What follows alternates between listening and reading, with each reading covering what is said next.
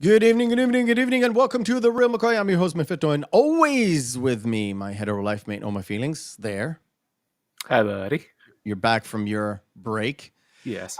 What is the Reel McCoy? You might ask. The Reel McCoy is your weekly movie podcast where we ask you, go watch a movie, you watch it, come back to us, and we talk about it, break it down for you, and just ceaselessly mull over trivial things, because this week, or this month rather, we discuss a lot of movies that have very troublesome production issues. Last week we talked about The Island of Dr. Moreau, and this week we're gonna go into funsies, because for a few months now we've been deciding about this movie since January. Feelings? I would say so. Yeah, right around end of December, the start of January. And a few months back, there was a release of a trailer for a movie called Borderlands, which is another video game adaptation. And I looked at the release date, and it kind of looked really, really good for me. And I sat on this information for a while now. Now, I have seen Borderlands. All My Feelings has seen Borderlands. And let's just say there's a lot of comparison between this movie and Borderlands. All right, and let's to talk to us about this entire movie, Super Mario Brothers, is Tom from Midnight's Edge. How are you, sir? Doing all right. Hopefully Andre can find a way in here. I know he's having some issues with EV Mux, but I like EV Mux, but sometimes it really fucks up when that's it why comes. I call it EV sucks. Yeah, I know, but no, nobody's perfect. We even had issues with actually recording our the podcast that we did, you, I, and Andre together, and so we kind of recorded on your end, and then you downloaded it for me. So if Andre could actually log in, he will show up for a little bit, because he wanted to be here, and I thank him for it, and I thank you for it, Tom. I think he's giving up, but okay, no problem. We'll just do a quick edit here. There we go. Right there and there. All right. So we'll say hello to the chat before we start, because Miss Jillian N gifted 5 memberships to the chat. Thank you very much, Jillian. That's most generous. We'll say hello to her, to Keely Chow, to One Punch Man, to Bryant Barth, to Caviero Cavalry Che. I'm sorry, I screwed up that name. Sunder Hammerschlag, War Monkey, and anyone that I've missed the name of, and all the other lurkers from both chats here and over on the Green Machine.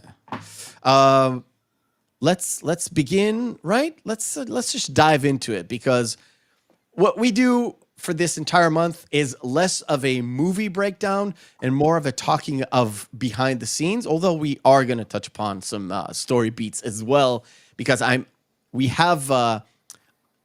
we're fortunate enough to have Tom, who actually do like the movie, and us two that really don't like the movie, so it's going to be fun talking about it. So I think it's funny that as far as like liking or disliking the movie, it's like, most people say like the new film is obviously the superior film, but it's like I watched the new film and I'm like, it's funny how many of the same beats and storylines that repeat themselves in the latter film, and people didn't really notice. It seemed like hold that in certain scenes, yeah. Hold that thought, because I know I knew you were going to say that, and I wanted you to do it, because it's a point of discussion. It's a point of discussion that we're going to make. So we're going to start with our first segment of the night. It is called Behind the Screens. Sound production, take 2. Which Goomba was that, Tom? That's Toad. Was that Toad or was it? Yeah, Well, it was really blurry. It's easy to see Toad because he's smiling. He's got this He's swirly smiling. on his head. Usually, yeah. All right, let's go. The Behind the Screens is usually where we go to All My Feelings and get the lowdown on everything behind the scenes. But as I mentioned numerous times in the last couple of weeks, or at least a few weeks, All My Feelings is a very busy man. So it is down to me. And Tom, if you've got anything that is like behind the scenes stuff that is related to what I'm saying, please chime in. I would love any kind of enlightenment, because this movie's fucking strange. All right. Yeah. Nintendo sold the rights for the live action version, for just $2 million to a small company called Lightmotive. It's a guy called Jaffe, right? I think he was a director for The Killing Fields from 1984. I think that's his producer or something like that. Yeah. Oh, he was a director, and he slowly transitioned into a producer role in this. And he had a partner, which I forgot the name, and I didn't. But yeah, he basically got laughed at in the Nintendo headquarters when he presented the idea to do the film, and they said, "Well, why should we sell the rights to you?" And he's like, "Because I'm here and they're not." Yeah. Like, somewhat. But to sweeten that deal, he said the deal was with the company that they would give partial creative control for the movie, plus all the merch rights are on Nintendo. And all the big studios in Hollywood said, Like we learned from Lucas. We're not doing that again. Okay. like merchandising is where the real money from the movie is made, especially when it's a kid's title. Now, there was a movie that had Nintendo in it. It was called Wizard or Wizards. Wizard. That it was actually the people in Hollywood, or the rags, or whatever you want to call them, said that it was a 90-minute promotion to the new Nintendo game, basically. What do we have? Oh yeah. Whenever we get around to it, we can. But yeah, just to show you, like, there was merchandising. It had a lot of merchandising. Oh, the movie had a lot of merchandising. Yeah. But the Wizard was basically Rain Man with Nintendo in it. Pretty much, yeah. Starring Fred Savage. Yeah. and the biggest promotion, like for this film, was that when we actually get to the de-evolution gun, was just the new. Was it the Super Scope? Was that the correct name of it, Tom? Well, they used it in the film, but I think it Yeah. was already out.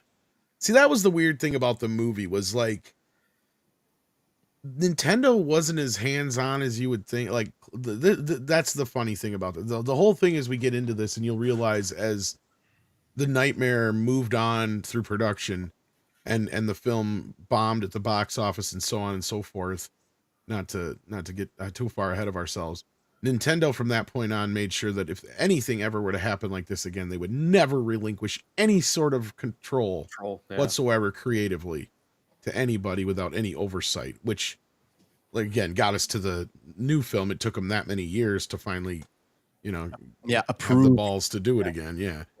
Oh, but sorry, to my point there before, Tom, because the Wizard was there to really, it was a giant production model for the Power Glove.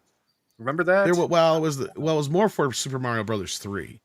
And the movie wasn't really, the funny thing is people think that Nintendo like produced the movie or something. Like, Nintendo had very little to do with the movie. Yep. They just basically used Nintendo stuff in it. The movie was more or less predicated just on the resurgence of video game craze, which Nintendo happened to be the lead of. And as soon as Nintendo partnered with them, they were able to use all that stuff. And they're like, not only that, we'll let you use Super Mario Brothers 3. And they actually had the tournament and all that kind of stuff at the end. So like, it all just happened to kind of coalesce into synergy. Yeah. The production team for Wizard paid $100,000 to be able to use the game in the movie. That's yes. Yeah. No. Yeah. So like I was saying, a lot of people think that Nintendo produced the Wizard, but yeah, they had no real attachment to it other than they started working with them after the fact. Yeah. I'm still surprised that nobody made a video game starring, what was that thing, the Sega Genesis or the Mega 16 for those that are inclined across the states. That one power grid pad that was like an octagon. It was one of the first actually like the power pad. Yeah, the power pad. Or was it Genesis that had? I can't remember which one, but yeah, both of them I think kind of had a similar thing. And yeah, no, I don't even know if those were out yet. No, I think that came out in 1993. In 1993, I had only a PC and a SNES kind of carbon copy, so I don't. That's the thing you got to remember. When the Super Mario Brothers movie came out, they only had the 4 basic Super Mario games to go with, right? Like, and they ignored, like the Donkey Kong stuff and all that prior stuff. So like, they really only had Super Mario Brothers 1, 2, 3, and Super Mario World. And Yoshi was a last minute addition. Like, Super Mario World was brand new. Yep. When they were making the movie. So like, yeah. Yeah. Kev Taro actually brought up a very, very good point there with the Super Mario Brothers, the cartoon show. That's actually the reason why WrestleMania is mentioned in. Yes. Yeah. Yes, exactly. It's going to be so bad, I'm going to take her to WrestleMania. All right. Casting. Now, casting was very interesting. Very strange. First of all, the first guy who was actually interested in the role was Dustin Hoffman, of all people. Yeah. And he fought for it, too. Yeah, he really fought for it, but we all wanted Danny DeVito. I'll be honest with you. If you were alive at the time, that's who everybody thought was going to play Mario. It made absolute sense. It only would have been more hilarious because of the Arnold Schwarzenegger bit that's coming up. But if it was Danny DeVito, then he ate one of the mushrooms and he turned into Arnold Schwarzenegger. Mario now. The thing is, Nintendo America's boss said no. He's not right for the role. Then they actually did go to Danny DeVito. He was interested in the role itself, but he read the initial script, the Rob Morrow version, and he said, no. Nope. So they went to the next guy. The next guy was Tom Hanks. Now, this is 93, or just before 93, of course. At the time, Tom Hanks was known for being a comedic actor. It was pre-Forrest Gump, exactly. Yeah, this is pre-Forrest Gump and pre-Philadelphia. And the last like 3 movies that he did was The Burbs, which was not good. I personally liked I it. liked Burbs. I like the Burbs. Yeah. I love the Burbs. Joe versus the Volcano, which I personally like. It's not like the highlight, but it's It's all right. it's a No, but what you're getting at is he had like 2 or 3 flops in a row, like in No, the he had, Bonfire of the yeah. Valentine. no, all 3 of Vanities or them whatever. were actual flops. But the worst one was Bonfire of the Vanities. Yeah, I was just gonna say, yeah. Critically panned, it bombed, and that's Because at least Joe and the Burbs grew a cult following after the fact on video. Bonfire does kind of have one, but for totally different reasons. Yeah. Yeah, that's night and day reasons. That's like the Room before the Room. Yeah. Yeah. And Hanks actually said, "I will do it, but you're gonna pay me $5 million."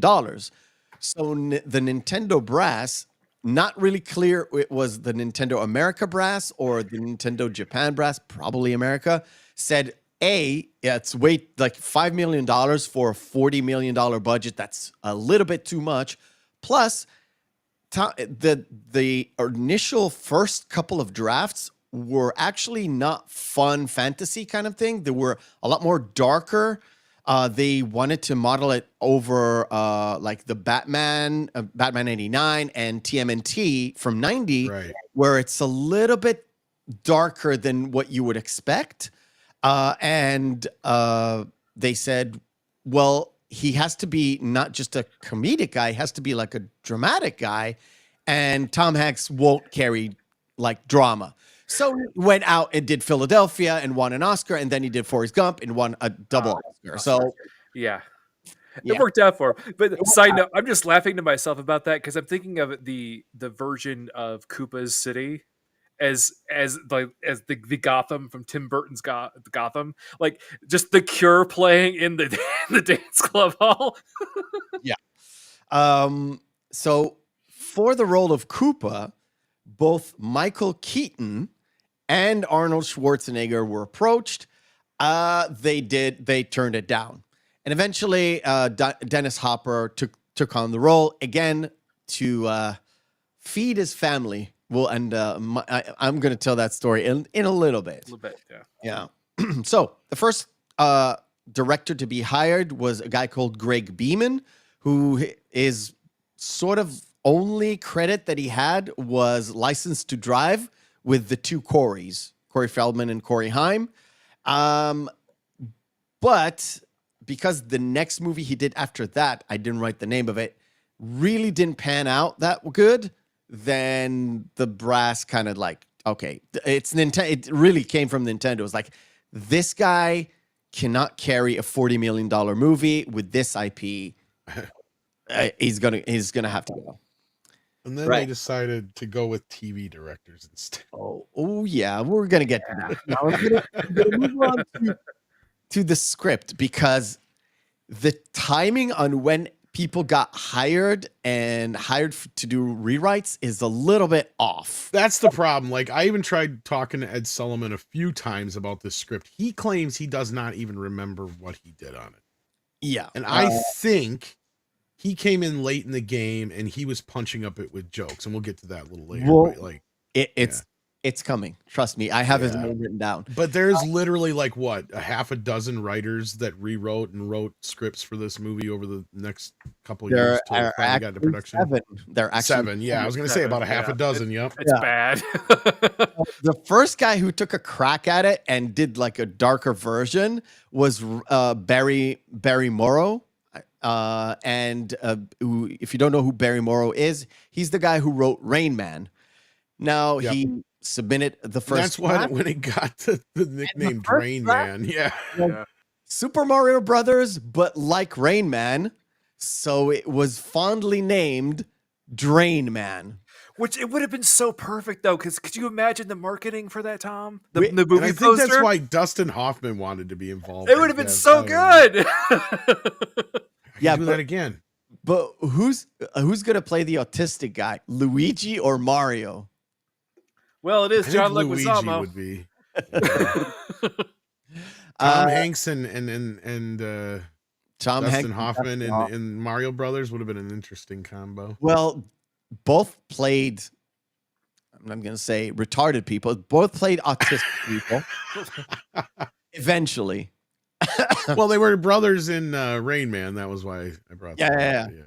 Yeah. So the next couple of guys, every time they replace somebody, they actually did with a duo, which is odd. But the next couple of guys were to take a crack at it were Jim Genuine and Tom S. Parker, who wrote a more of a traditional kind of type rescue fantasy type deal that made a lot of references, and they did a lot of uses of the game itself, the different like bombs and bullets and stuff that happens in the game, especially from the third iteration of the games. And it was much like less darker. And from what I gathered, it's actually very not really, but very similar to what we got from the newer movie. I wouldn't be surprised. The Brats really liked that version. Yeah, because it seems like there was probably a point where I would imagine that, yeah, like there was a version of the script that was very much like the one we got. Yeah, that's the thing. It was reworked so many different times in so many different directions in so many different ways. And this is why sometimes it makes me wonder why they continue on the same scripts and just not start from scratch in Hollywood. I mean, I'm sure it takes a lot of time, but I mean, in some cases you're like, why are you working from a reworked script? And this is how come when we see movies, especially nowadays, where you've got 12 different writers listed on a movie, it just gets to a point where it's like, we're looking at you. Why didn't you Wolverine? Right? It's like, well, even still with that many, right? I think that's because of how much contribution was done. That's a whole nother animal of sorts. Yeah, you know what? It's partially because of the WGA strike that I think Ryan Reynolds was put as a writer because he ad-libbed so much. Right. Once the WGA's strike like cleared, all the changes that he made to the script were actually needed to written down as the official script. And I think you guys talked about it on Midnight's Edge with Script Doctor, and Script even mentioned that the fact that if they're working and Ryan is changing it, he has to submit it to WGA as an official script at some point because of too many changes. I mean, my understanding of this story is that the things didn't change all that drastically until the newer people got involved, was my understanding, because like it was all pretty much the same basic concept. It's just the tone would shift, like you were saying, as far as like, you know, they wanted it darker, they wanted it this, they wanted it that. But then when because the people that got involved in this thing, like, they were people who worked on a show called Max Headroom. Now you have to be old enough to remember Max Headroom. I've wait with that thought. Hold on with that thought, because I need you for this. I didn't mean to jump ahead unless no. It's literally the next note. Okay, yeah, go ahead.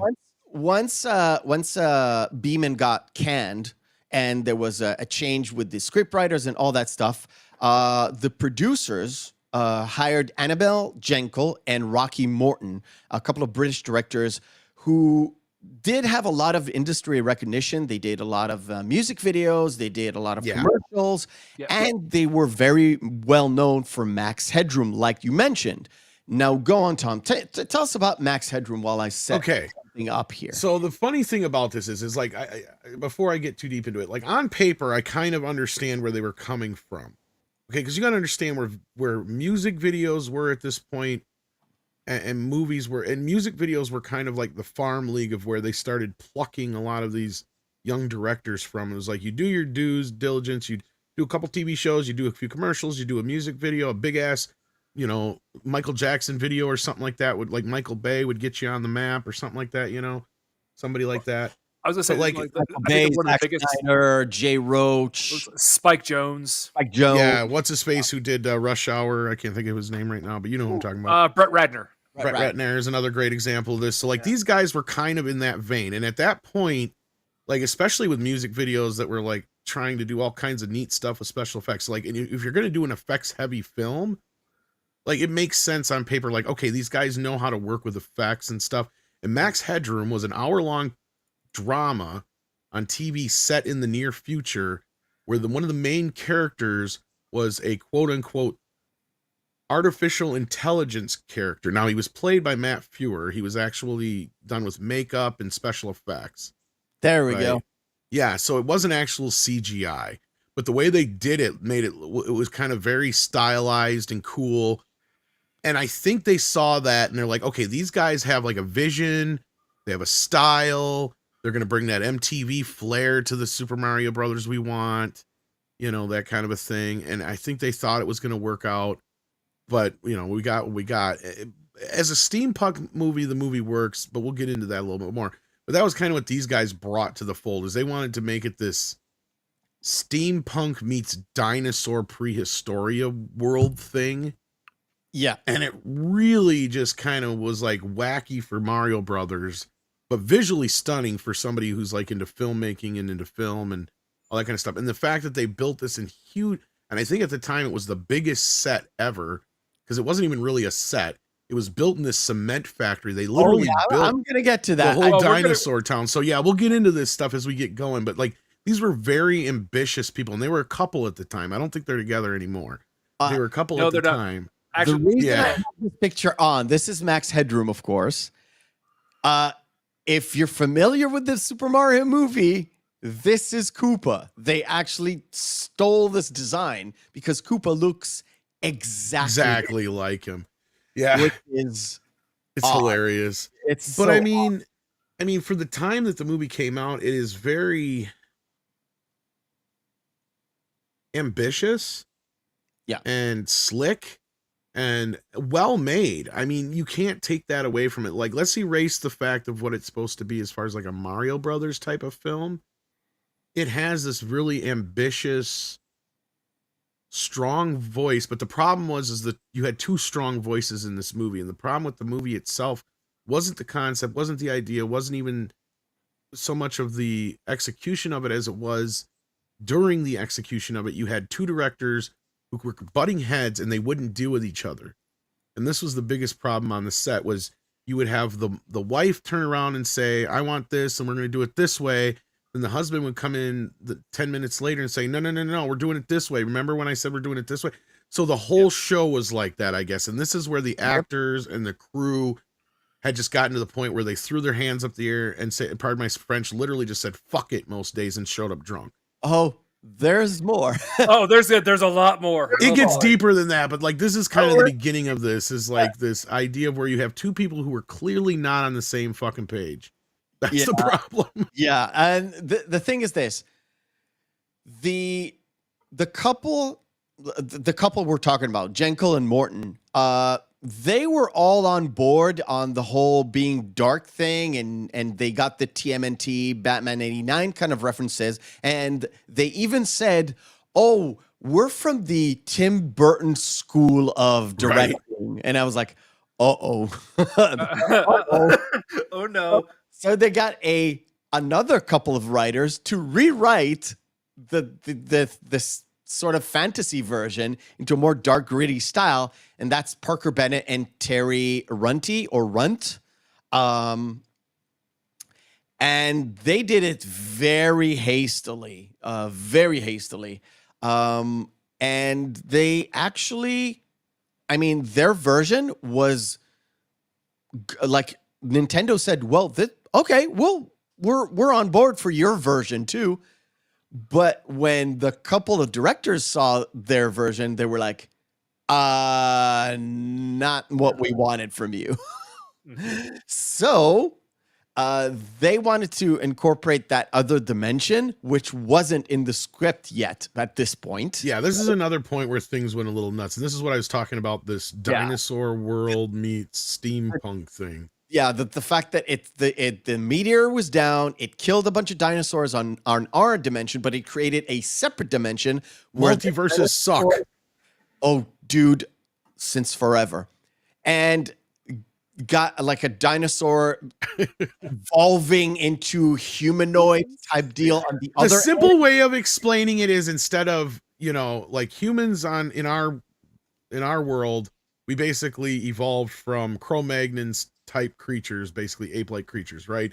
Yeah. So what happened on their world, since the dinosaurs never got killed out, they evolved into human-like creatures. So like, yeah, that's the basics. It's real simple, but they overcomplicate it. And in the test screening, it tested so poorly that they had to have that hackneyed, weird animated intro they added the tossed on. intro at the end, like after everything because it tested so poorly. Yeah, with oddly enough, the voice of Homer Simpson being the narrator, huh? I believe it is. Yes. It is. Not quite Frank Marshall and Kathleen Kennedy, but maybe. Oh, and also, just as an aside, story-wise, I know we're going to talk about the movie eventually, but if Daisy and Luigi were to have children, what would happen? Is it a completely different genetic makeup that would They just be not monkey be lizard compatible? babies. Yeah. Plus mushrooms as well.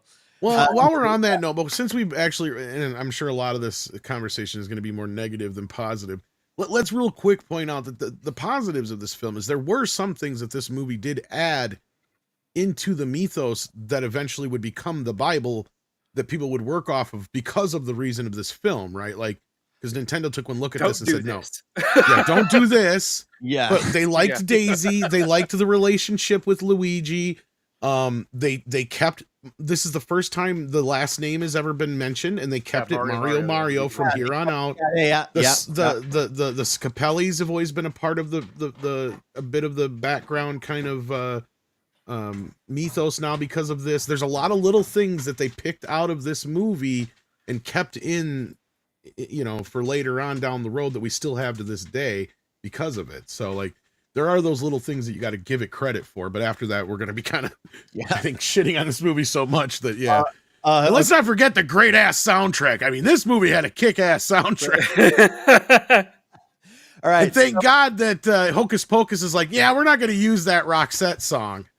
Yep. So Bennett and Runt worked on the second draft, but apparently they didn't work fast enough to the directors, so the directors fired them. And they brought in another pair of writers, this time British pair of writers, Dick Clement and Ian Lafray. They took the initial ideas that were already written and injected it with a lot of action. And the caption was, "It's very much like Die Hard," and they even wrote down a Bruce Willis cameo for the Super Mario Brothers. Yeah, but it was thoroughly rejected by Nintendo, saying, "Why would we hire Bruce Willis?" So they were summarily dismissed. At this point, everyone was quite happy with all the changes, so much so that the producers got cold feet, and they thought they weren't enough game elements within the superimposed patchwork of a script that they had. So the producers, not the directors, hired another pair of writers. Ed Solomon, who did Bill and Ted and Men in Black, and other things, and Ryan Rowe. And what I heard from the interview I saw, Ryan Rowe said that he doesn't remember what the fuck they were doing. And Ed says the same goddamn thing. And here's where I don't know either. Did they say they worked together or not? Because here's the thing that I think happened if they didn't. I think Ed came in and punched up the video game stuff, and I think Ed came in because the script had gotten so dark that Nintendo was worried about jokes. So I think, because here's the thing, there's like a couple versions of the script out there that I've read, various ones over the years, and when Ed's version compared to the earlier versions is you get a little bit more of the jokey stuff in there. So yeah, like, Ed, knowing Ed being who he is, I think they brought him in to punch up the jokes, and that's why he doesn't really remember, because he probably didn't do anything other than just a couple lines here and there to punch up little, punchlines and stuff. From what I could gather, he did he Disneyfied a few scenes. That's right. What I read. Lightened it up, exactly, yeah. Family friendly. The scenes that were already there, he just family friended them a little bit. And he cut away a few of the heavy budget sort of effects. Because I think Rose, one of his things is he added the scene where the Koopas are dancing in the elevator because he got the idea from the game. Oh. It made him go to sleep. Yeah. He did. So he added that kind of stuff and all the stuff that's like game related. The Babam scene, for instance, I think is one of his. Well, the Hammer Brothers, like every single one of the different actual locations, the shot location names, that was all him. Yeah, so, like, these guys were working on Hammer so much Brothers, shit at the same time. I'm sure that they don't remember any of this stuff. And Ed was a very in demand after Bill and Ted and stuff like that. He was pretty in demand for script writing or script doctoring and stuff like that. And then after Men in Black, even more so. So, like, yeah. I want to answer this question. What if we got an R-rated Mario Brothers? It was skirting the line. It was skirting the line, but Nintendo were like, we're not an R-rated brand whatsoever. They were like, really, still to this day, they're really protective of their, not PG rating, their G rating company. They do not want to be associated with anything controversial. Let's be real, though. If this movie would have been made 3 years before it, though, it would have been Sly Stallone and Arnold Schwarzenegger as Mario and Luigi. It would have been a die-hard action kind of film. Oh, yeah. I think more like a Tango Dennis Hopper still probably would have been the bad guy, though. That's the plus. He would be definitely like Tom. To be fair, though, he'd be more Dennis Hopper in Blue Velvet than yes, exactly. Now, should we talk about Dennis Hopper for a minute, or are you saving that for later? We can do that. It was literally, this is everything that is before the actual movie started filming. Okay, yeah, because I figured you're kind of going in a timeline. Right, so yeah, so we're at the final writing stages now. They're finally getting to the point where we're literally at this point, after all the rewrites, after Ed Solomon comes in, Morton and Jankel were like, oh, well, fuck this, we're going to leave. And they were just about to leave, and the producers said, well, you can leave. We can replace you, but why don't you just maybe stay and do it anyway? And they were like, okay. They were like, okay, you got me. There was a moment where there was like a furious phone calls between both the directors and both the producers, and the producers weren't trying to convince them to stay. They were trying to tell them, look, we're going to go do this anyway, regardless of what script we're going to shoot. So you want to get paid after all the like prep work that you did? And they decided to stay. That's about it. So wait. Then you get to the did you jump to the casting yet, or what's next? I did the casting already, but if you want to go back to Hopper, I was going to say, because the reason they picked Bob Hoskins is pretty clear. You know, stuff like Who Framed Roger Rabbit. He looked the part. Well, again, one thing though, Tom, that Hoskins originally was apprehensive about doing the role because he didn't want to get typecast as a child film actor, because he had just done 2 children's films back to back. He was like, well, if I do this one was his more, most apprehensive role ever, and he wishes he never done it. But he was the asked only reason later on, why he said he wanted to do the role was like, well, I already had the mustache, so I kind of already looked the part. And I think they paid him pretty good. I'll be honest with you. I think it's probably his highest paid day ever got. But I mean, I think he was asked later on in his career if he ever regretted anything. He's like, Mario Brothers. They asked me, like, 3 questions. What is like your least favorite role? Is like the Mario Brothers. What would you like expunge from your history? Mario Brothers. Which is sad, but what else? Like, what's your legacy would be? It was like, without the Mario Brothers, it's like, because you got to remember this guy's career up to Roger Rabbit. He was known as a really great character actor. He had done a movie with Cher. He had been in the industry now for 15, 20 years by the point. Mario Brothers should have been the movie that launched him into he should have been in the roles that down after that, he should have been like Anthony Hopkins style roles, right? He should have been more prestigious type stuff. But because of Mario Brothers, it really was a speed bump in what could have been his next level of prestigious kind of roles. No, I'm not saying he would have been an A-lister per se, but I mean, you know what I'm saying? Like Anthony Hopkins always showed up as the, in all these great films as, these great character pieces, And he was could have one of been those at kind of the- actors. Yeah, he could have been at the Michael Caine, Anthony Yeah, Hopkins exactly. level. Great. Yeah. You're constantly, even if it's not like your best role ever Oscar moment, you were like, you're a working British actor in Right. top grossing movies, regardless if you had like a major part or just a character role. Well, it also Exactly. to that point, Matt, too, those roles are always memorable because of the actor portraying them. Like again, if anything that Michael Caine's in, you remember like what Michael Caine was in that film, the character that he portrayed. Right.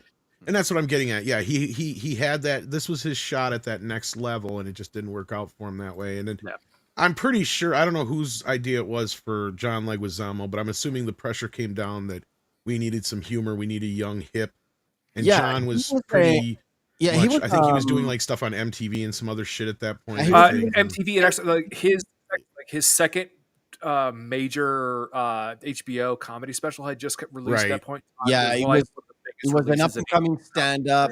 They were talking about giving him his own sitcom, which was for every stand-up that like the sitcom is your thing. It's like Jamie Foxx getting a sitcom, Roseanne, all that stuff. So honestly, he's the one who probably suffered the least from this whole thing, to be honest with you. I would think so, yeah. Because I think shortly after this, he did The Pest. It was like that's what I mean. He had his shot. So when he gripes and pisses and moans, now I'm just sitting here like, shut up, Johnny Legs. Yeah. Because he's had his shot. He had his chance. He didn't suffer at all from this. Bob is the one who took the major hit. Dennis, Dennis, this was kind of his. This is the thing with Dennis is this was his post-drug era. He was on this road of recovery, not just himself, but in his film career. And this was the kind of perfect role for him too at that point, had it been a success. Because he was popping up in, like Tarantino movies or not Tarantino, but the Tony Scott Tarantino movie. And in some other movies there where he's getting really respectable, critics were loving him again. He was back. He was Dennis Hopper. He was, in fact, and some people would say he was a better actor than he ever was when he was on the drugs. Yeah, I mean, just see True Romance, the movie I was just talking about as an example. When we covered True Romance, one of the characters we loved the most was actually Dennis Hopper's character. Yeah, he was really great in True Romance, and we were really excited to do True Romance, and we were lukewarm on it after a rewatch. That's sad because I love that movie. Because I mean, to me, the two pillars of that movie are basically Dennis Hopper and Christopher Walken on either end, right? They're holding that movie up. Exactly the same thing. But in between there, it's this sweet little Tarantino-esque story that, in my opinion, Tony got Tarantino where Oliver didn't with, that's a totally different story. But anyway, so Dennis Hopper in this movie, he's coming in, he's all hopped up on it. He gets to keep his wardrobe. That's number one. That's beautiful because he wore that fucking outfit I don't know how many times after that. Yeah. And it always got attention because it was that reptilian look to it and everything like that. So he's wore it a few times since then. He goes, that's the best thing I ever got out of that movie. The story I have for Dennis Hopper, I told it to all my feelings. I wonder if it's the same one I was about to tell. I know that. I think everybody who's actually done any research about this movie knows that story about Dennis Hopper. Really? I was like, well, I was going to tell this story. Is that the one you were going to tell? No. It's a different story. Okay, well, there's this story because he comes in and he's like, well, I'm a dinosaur, so I want to have some dinosaur traits. So he kept doing this thing with his hands, and the director's like, why are you doing that? He's like, well, because I'm a dinosaur. And they're like, quit doing that. So he's like, well, I did it more then. Well, there's a contentious story between the directors and everybody. That's the thing. He just kept trying to piss him off. Yeah. But the Dennis Hopper story is this. Long after the movie was ended, his son, who is a big Nintendo that's a good one fan, too. Yeah. saw the movie and he asked, Dad, why did you make this movie? I know you're a good actor, Dad. And backstage, I said, I know you're a good fucking actor. And All My Feelings said, yeah, it's Dennis's son. He probably said exactly. He was like, yeah, you're a good fucking actor, Dad. Why did you make this movie? And Dennis said, well, it paid for your shoes. And the kid said, well, I don't need shoes that badly. That's a good one. Yeah. But no, he got into it a lot with the directors because Dennis is a director. Yes. Yeah. Yes, exactly. I mean, and he could see these kids were hitting us. We're heading straight right for a cement wall. Oh, And they wouldn't listen to him, so he's like, all right, fuck you. all right. Before we continue with actual filming, we're going to do our first segment of the night. I really wanted Andre to be here, but because Yeah, I know. Today's pretty easy. Oh, Lord. Missing Mark. I will do it in Andre. Missing Mark. Missing Mark. Take 10 posters of movies, have their text written off. We display them, and Tom will have to guess quickly and in Andre's voice which movie this is. And we are. I got a feeling that. Oh, this is already too easy. Come on, man. They're all easy. All right. This would be 8mm. Correct. This is Alice in Wonderland. Correct. But Isn't it Wunderland? Beverly Hills Cop 2. He's Norwegian. He's not German. I don't know. Yeah.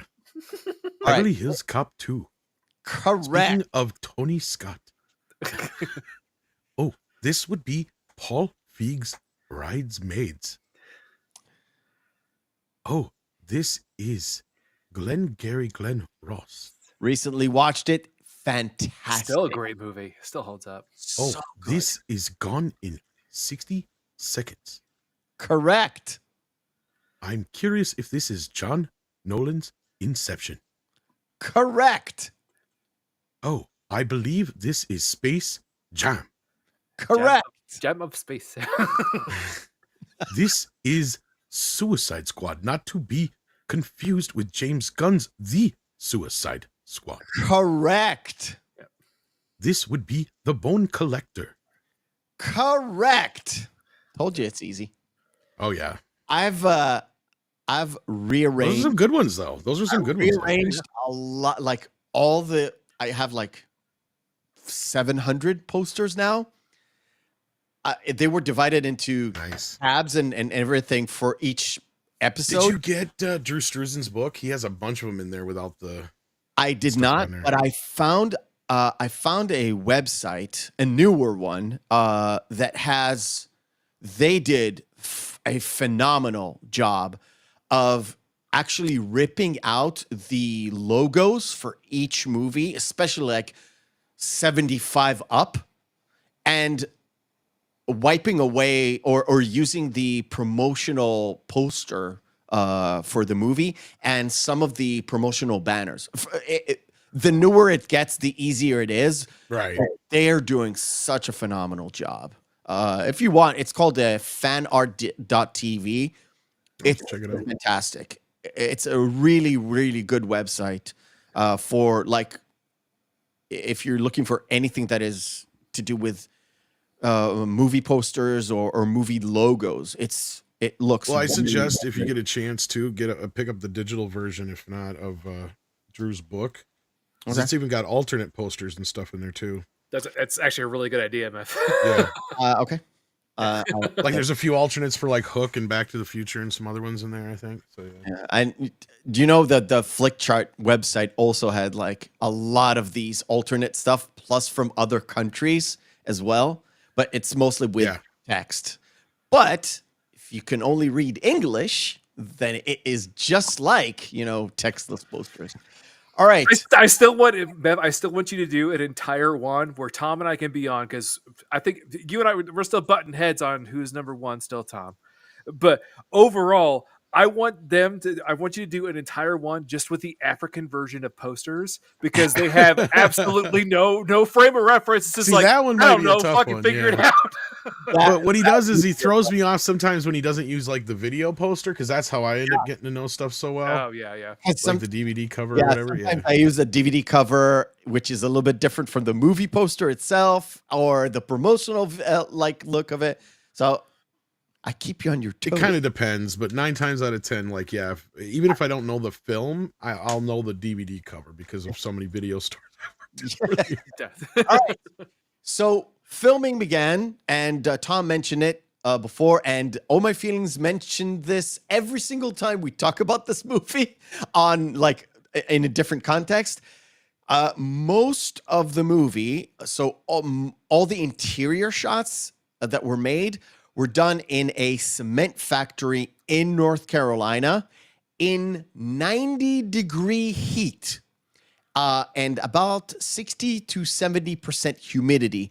Now, if you're not used to those numbers, that is a lot for all the European watchers or Canada or everywhere else but America. We're talking about 32, 35 Celsius with 60, 70% humidity. It is sweltering hot. And no, oh my feelings, that's not why everybody was drinking.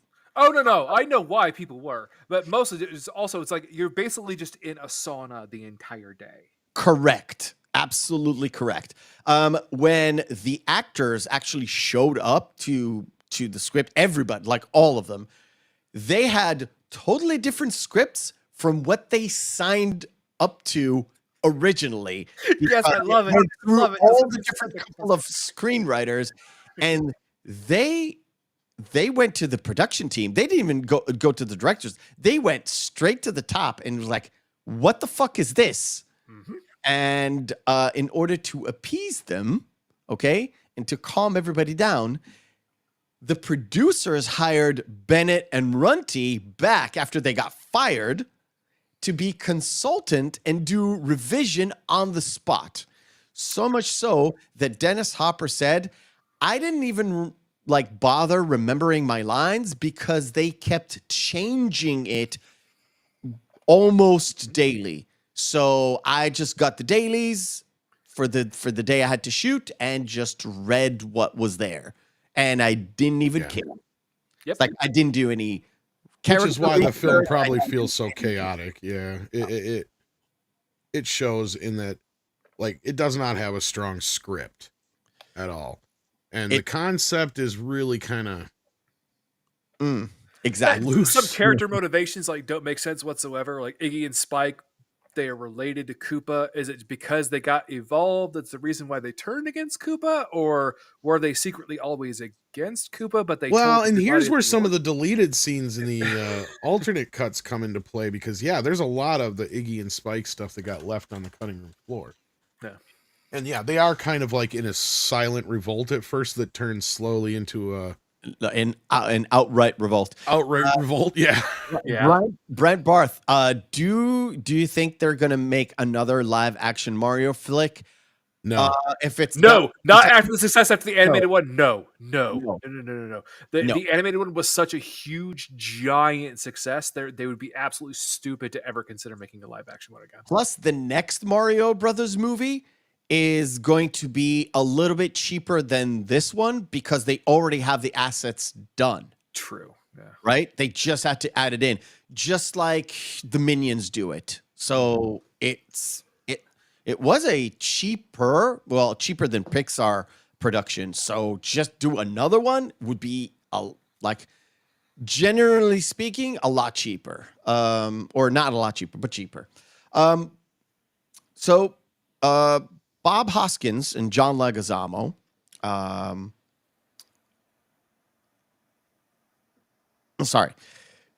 Bob Hoskins and John Leguizamo were kind of like one of the seeds of revolt. And Hoskins told Leguizamo at one point that not all British people are like the directors. I mean, Morton's a see you next Tuesday, and Jankel is a cow. Which is not a good thing when we're talking about British, like English. And in an interview, Hoskins actually said that the director's arrogance was mistaken for talent, which I've heard another director being said that called Zack Snyder, and I truly believe that. Hopper said that both directors were really control freaks, and it harkens back to what you said, Tom. Both of them were control freaks, but they really didn't talk to each other that much. Yeah. So they were barking orders at the crew, like we're talking about the crew, not the cast.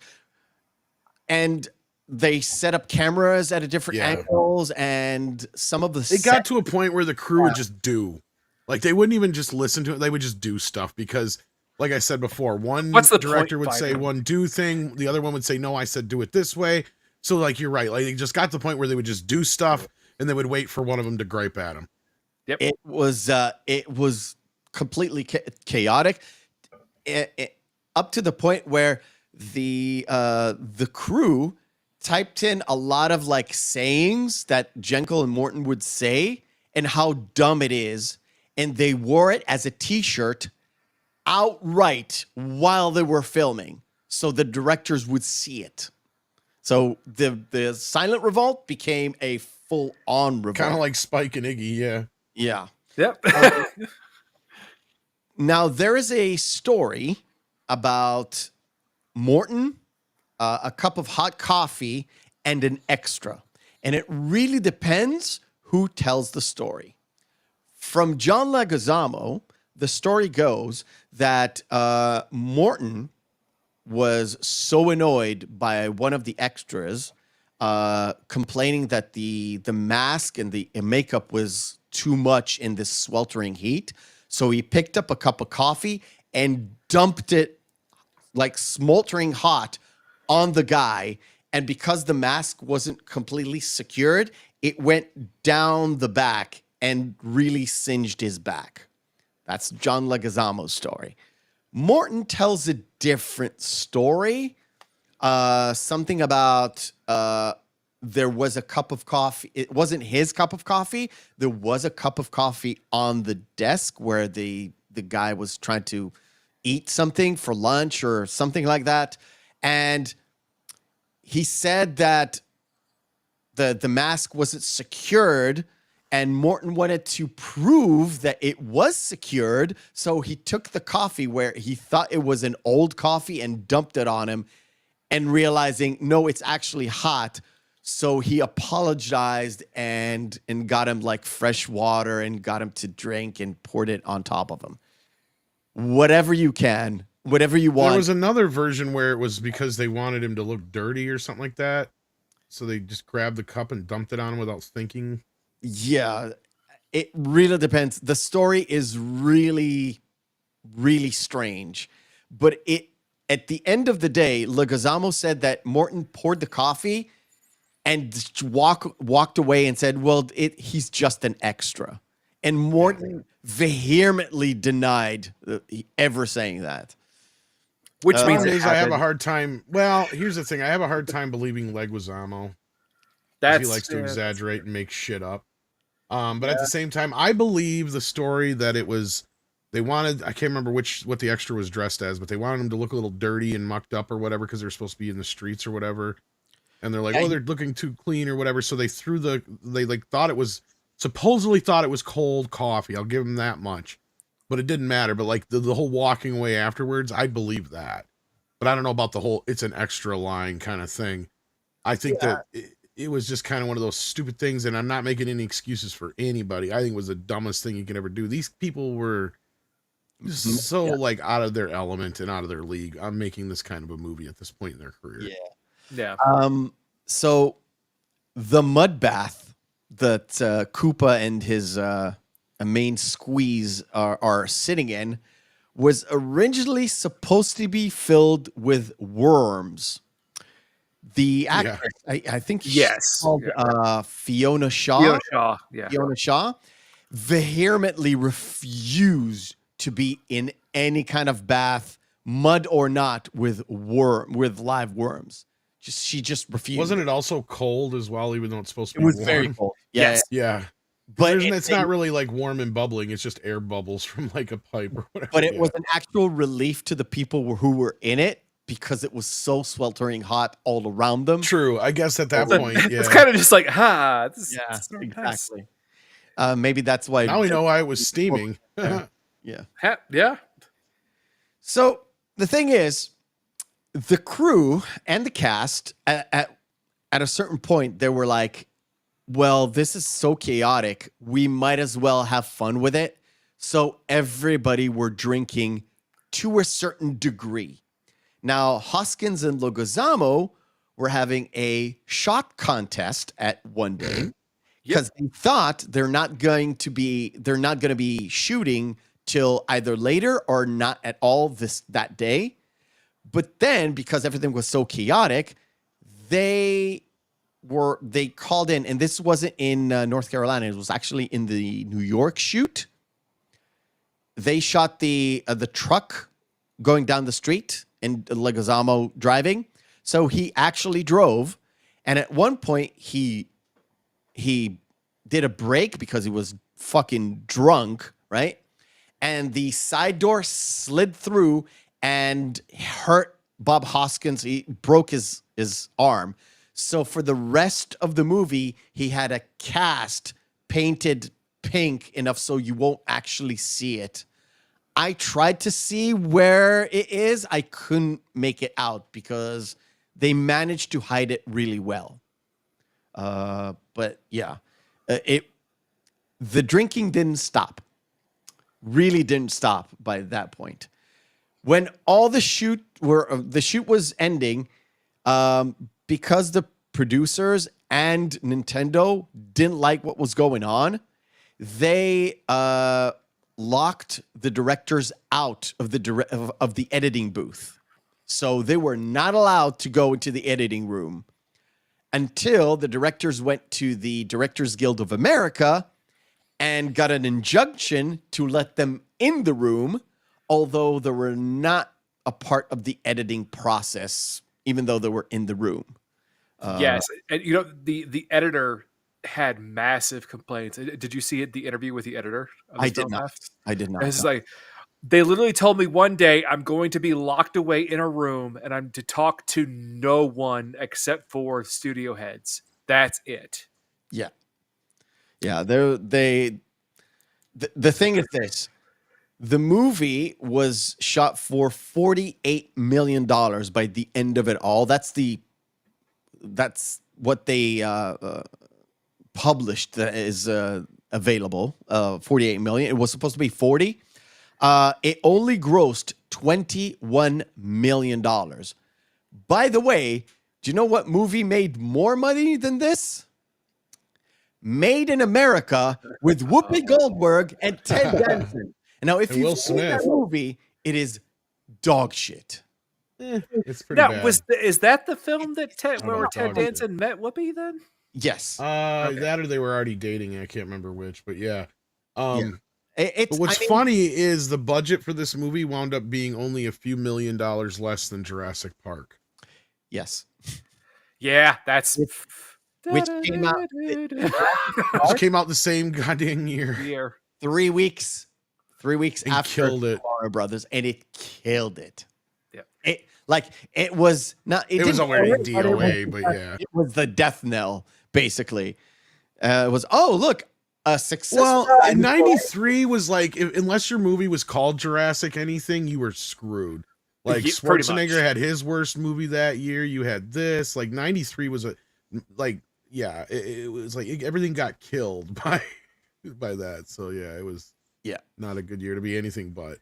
All right. Where was I? That's it. That's all the notes that I have. And I know we're an hour into the show. But as we said last week, it's a clusterfuck. It was mostly because, most of the movie was down to like mistakes, rewrites, all that stuff. Well, and then you had I don't know how many edits because they kept recutting and they had a scene that they've added in. I don't remember what the cut is called, but it's like the super duper cut or something. There's like 3 or 4 different cuts of the film. Yeah. The Blu-ray that recently come out has one of them on. I don't remember which one it was again. But yeah, I think they tested a few different versions of the film. But at the end of the day, the best version is probably the theatrical cut. Yeah. But most of the stuff that's missing out of the basic film is not anything that really does anything more than slow it down. It doesn't really add anything to it. And when you started to mention about like certain characters are one way and then they're another way, one of the things that that came up was the character of Big Bertha, where she initially was sort of like an a thief, a villain type deal, but Mhm. she sort of quickly turns around without any reason because what She happens likes is Mario. Mario comes Yeah, in that's Mario. and he does the most risque of the entire movie where he goes into her tits and he tries to grab the little meteor piece with his mouth and he can't do it because it's still tied into the rope. But after he does that dance, suddenly she's like for Mario. Smitten. Yeah, you're smitten. Yeah, it was a little bit sort of a face turn that was out of nowhere. I would say Well, I the old. mean, Sorry, go ahead, Tom. I was just say, I think in some of the this is where I guess a couple of deleted scenes do matter because I think there is like this whole little bit more with him and her, and that's the thing is, yeah, she's all like, infatuated with him, and then the same thing with Iggy and Spike. I guess some of that stuff would have been nice to have a little bit more of, but we really didn't need like the Iggy and Spike rap, for instance. It's No, God, no. Oh God, Yeah, thank you for mentioning that. That was so terrible. But there's like this scene where they're out in the like the wasteland part or whatever, and they're talking, and that's when they kind of have this moment of a turn of, you know what, we're kind of sick and tired of Koopa kicking us around and blah blah blah, that kind of a thing. So yeah. Well, but Tom, it was the early '90s, so there had to be a rap song in it, obviously. Of course. I mean, Ninja. And there's some more with the Scapellis and all that kind of business, Yeah. but I mean, none of it's really like anything I would necessarily say anybody's missing out on, per se. No, I was Yeah. gonna say the only other risque thing that kind of made it into the theatrical cut is one line from Lena to Koopa, where he says, "I want you." No, not like that. Yeah. Right. That's the only kind of like sort of risque line that's literally left in the film. Anyway, on to the movie itself. First of all, it's This Daisy chick, she's cute, but she's a horrible actress. what, Samantha Samantha Mathis. Mathis? Which we talked about that when we covered another film. Yeah. Pump up the volume. Volume. Yeah, she's in that too. She's not that great. She's better in that at least. Yeah. She better left than Christian Slater for John Leguizamo. Oh, bad. Talk about a downgrade, sister. You never know. You might get a good like Jack Nicholson out of Christian Slater. Anyway, so the thing is, we get to introduce in the movie. We get to introduce the Mario brothers. They were down and out, and they're chasing the Scapelli brothers who keep messing up their jobs and everything because they get to the place quicker. And the other side of the Scapelli brothers is them trying to, get a job done in a New York City construction area, but they were foiled because of these hippy dippy preservation guys who want to save these little tiny dinosaur bones. But what we don't get is the fact that these are not regular dinosaur bones, because later on, when Luigi which brings it like, date, has an opposable thumbs. yes, these Wouldn't that be like one of the biggest breakthroughs, scientific breakthroughs of all time? Like, yeah, we found a reptile link to them having opposable thumbs. Yeah. Yeah, and the whole I don't remember if by this point in the games Daisy was even a princess. I didn't mention it. I think the movie came up with the character. I think they were. I'm not mistaken. Somebody correct me if I'm wrong in the chat, but yeah, wasn't Daisy in Mario Brothers 2? that could be it. You're right. Correct. Yes, because they had. They were. Yeah. Well, here was the thing. This was what it was. At one point, they were technically the same person, the same princess in both 1 and 2. Yeah. But what happened was with this, then they made Daisy a separate character from there on out. And this is where they kind of associated her with Luigi and their little thing, and that. Yeah. I can't remember Mario Land. That's on Game Boy.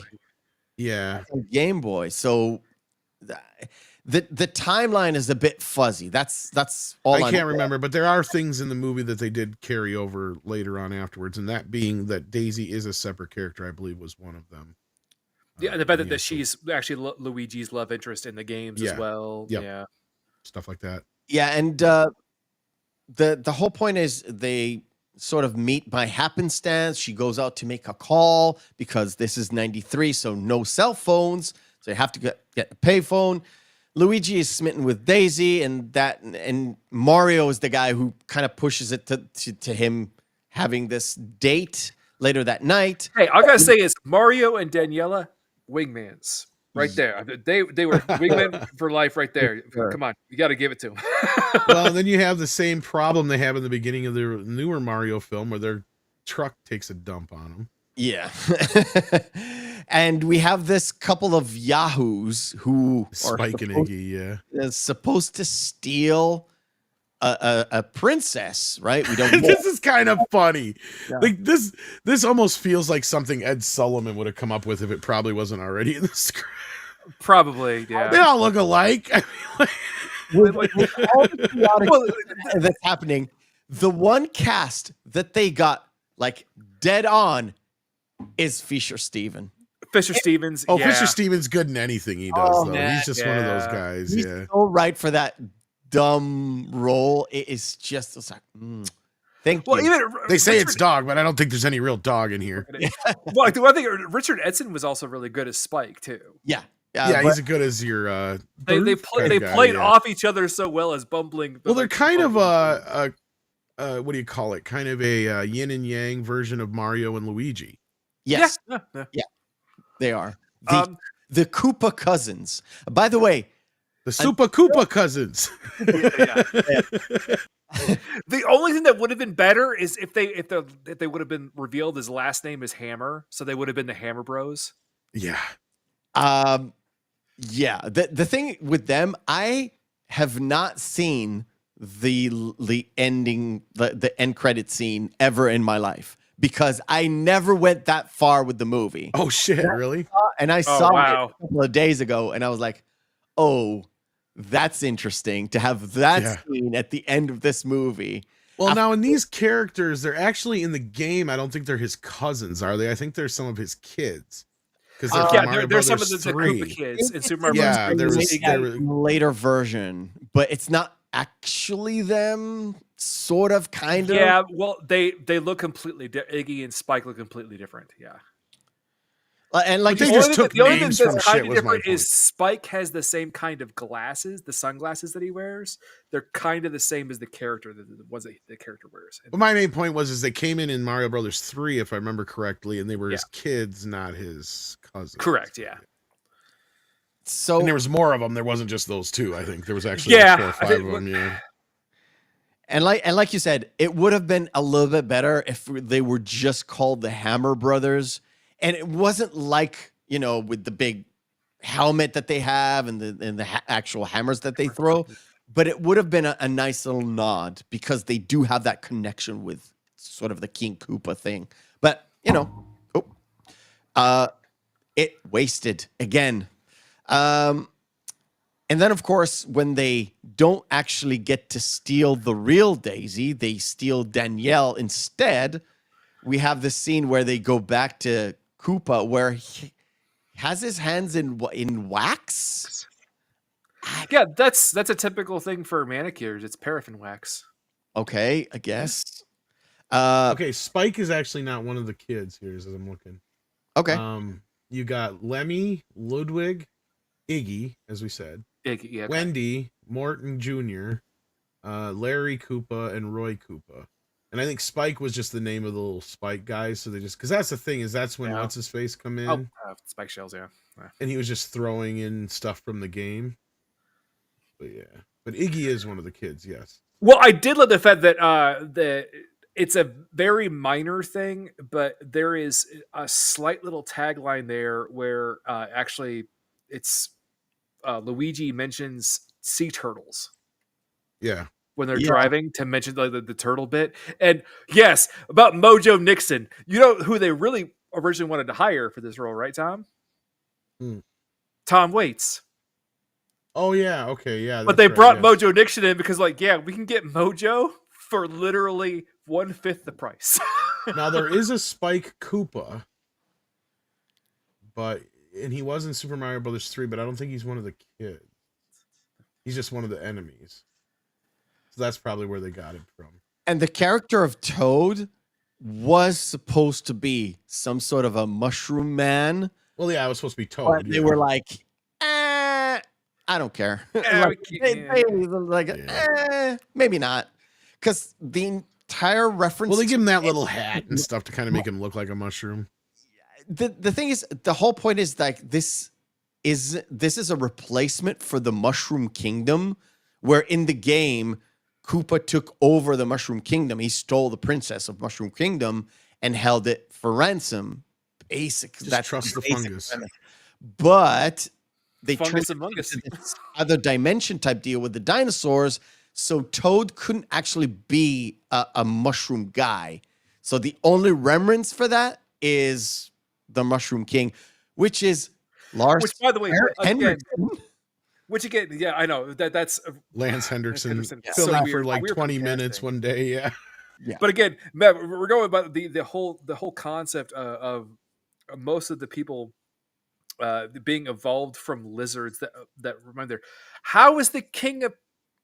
Well, he evolved from mushrooms. Then what? Yes.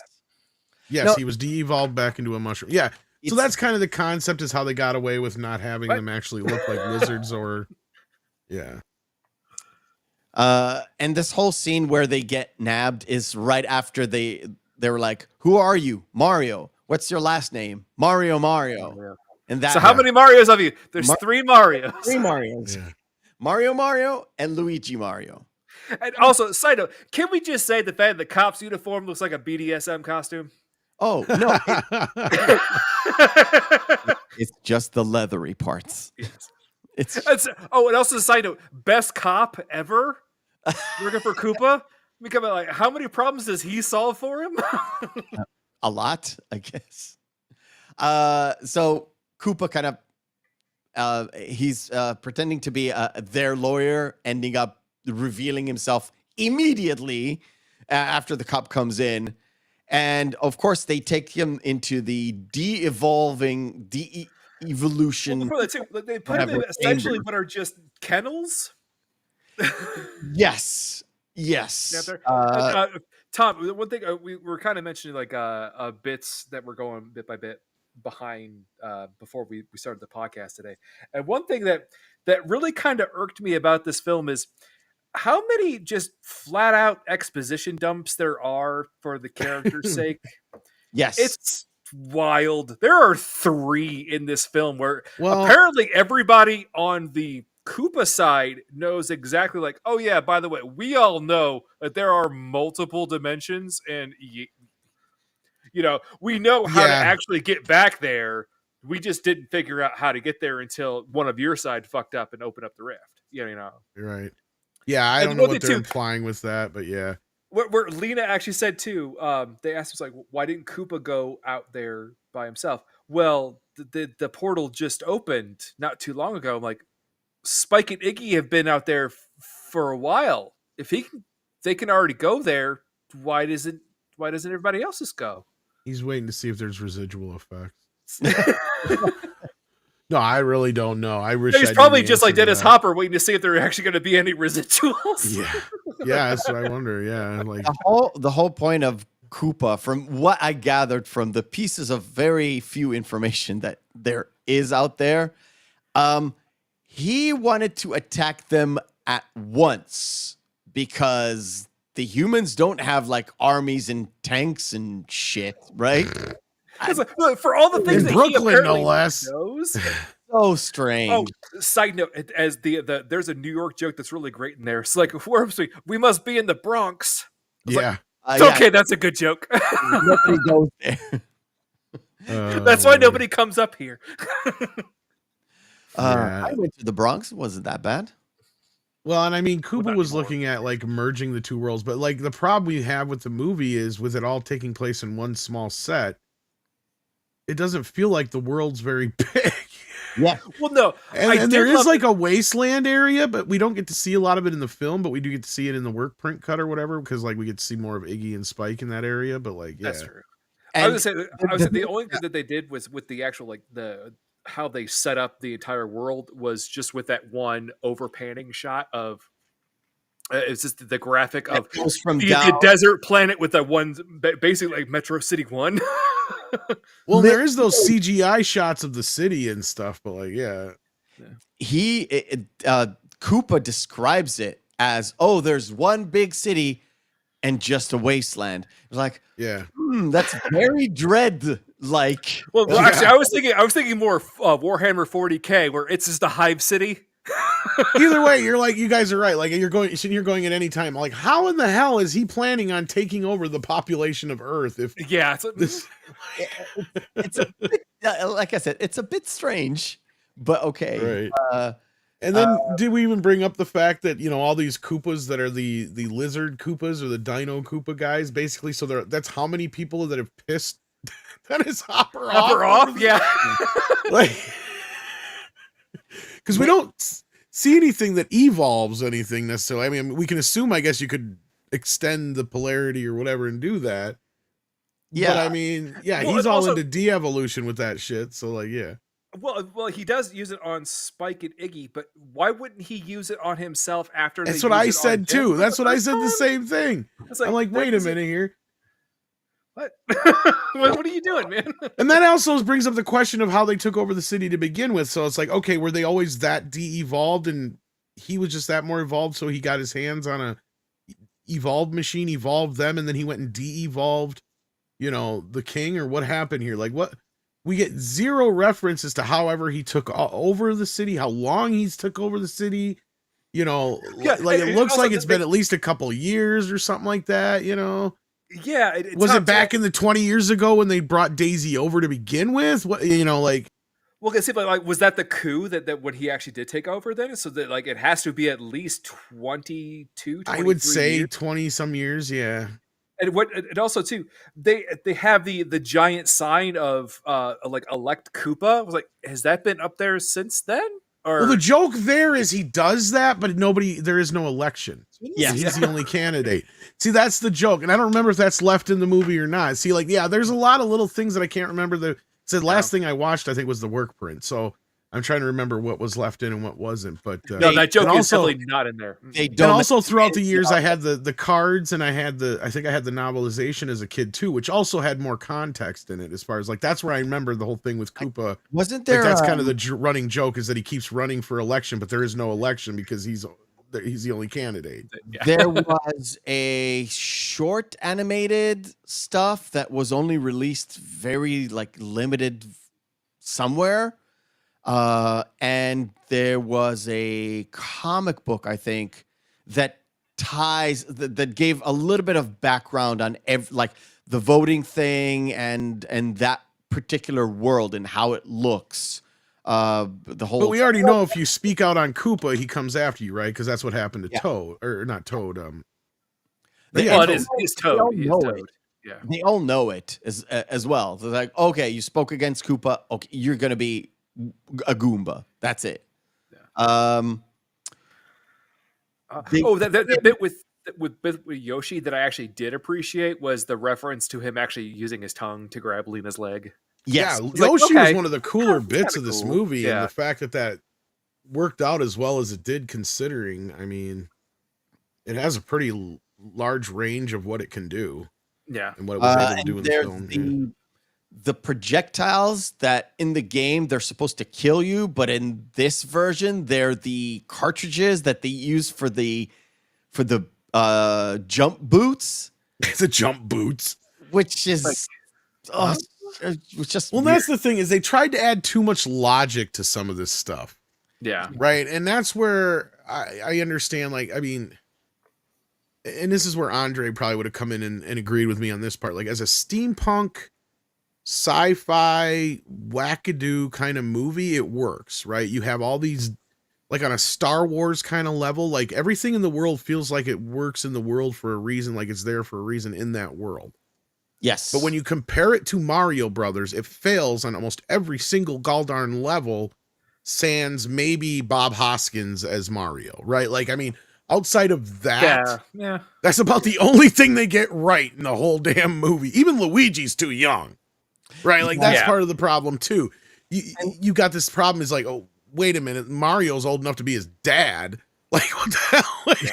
Well, It's so strange because there's a moment there in the sort of that double date where Luigi is like, he's like my mom.